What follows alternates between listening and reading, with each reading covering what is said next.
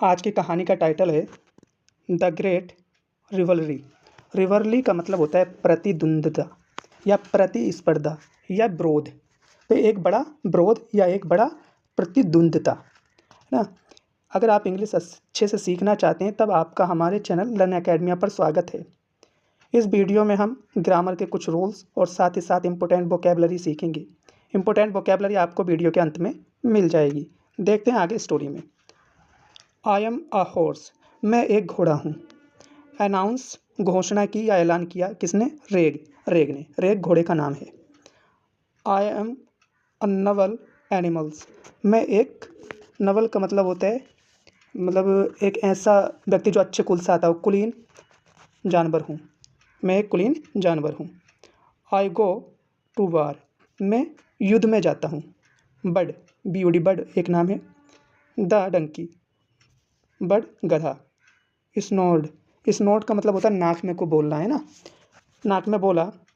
You are not used, तुम्हारा कोई उपयोग नहीं है। व्हेन, जब। क्रिसमस कम, जब क्रिसमस आता है। एंड और the scene of Jesus, Jesus का दृश्य। वर्थ यानी कि जन्म जब जीसस का जन्म का जो दृश्य है। इज़ है पुट अप, रखा जाता। इन द चर्च, चर्च में। जब जीसस के जन्म का दृश्य चर्च में रखा जाता है। आई एम ऑलवेज, हमेशा। देयर, वहाँ पर, मैं हमेशा वहाँ रहता हूँ। एंड और सो, और इसलिए। आर द काउस, और गायें। एंड और द शीप, और भेड़ें। और वहाँ पर ये गाय और भेड़ें भी होती हैं। दे, वे। हैड बीन आर्गुइंग, देखिए हैड के साथ में बीन लगा है और वर्ब की फर्स्ट फॉर्म में क्या लिखा? ING लगा है। तो हैड से पता लगा है कि पास्ट का टेंस है, बीन है तो परफेक्ट है, ING लगा है तो कंटिन्यूस है। तो ये हुआ पास्ट परफेक्ट कंटिन्यूस टेंस।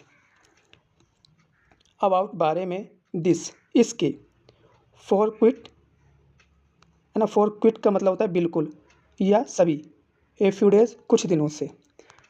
वे कुछ दिनों से इसके बारे में बहस कर रहे थे। आर्गुइंग का मतलब होता है बहस करना।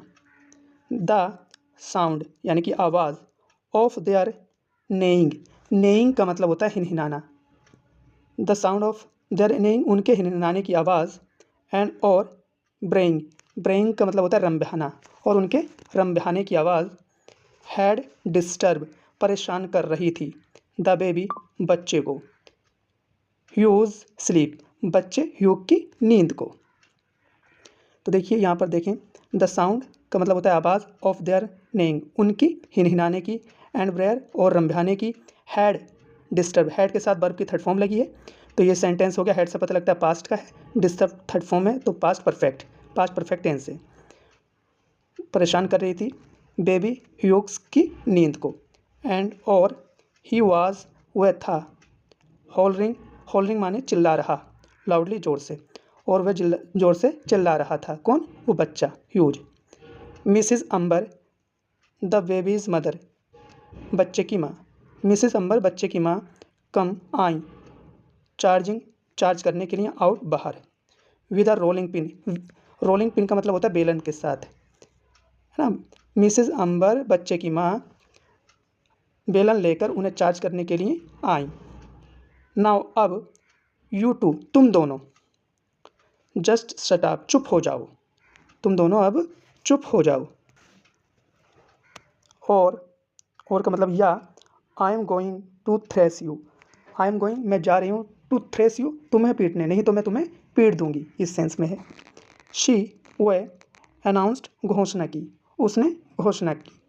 यू हैव वोकेन अप, वोकेन अप जगा दिया, वोकेन अप का मतलब होता है जगा दिया। यू के साथ में हैव लगाए और वोकेन अप थर्ड फॉर्म है तो ये सेंटेंस हो गया। हैव से पता लगता है प्रेजेंट का है, थर्ड फॉर्म है तो परफेक्ट है, प्रेजेंट परफेक्ट टेंस है।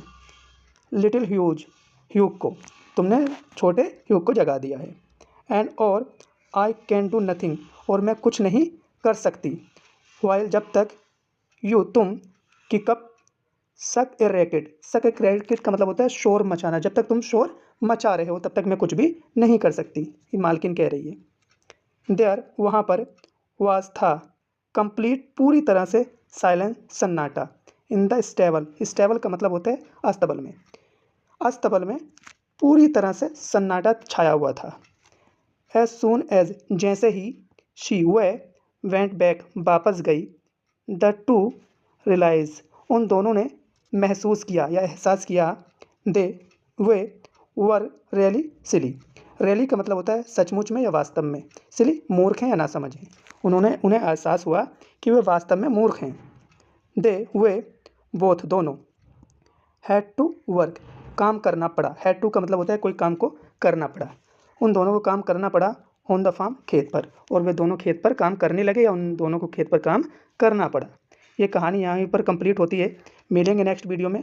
Bye, take care.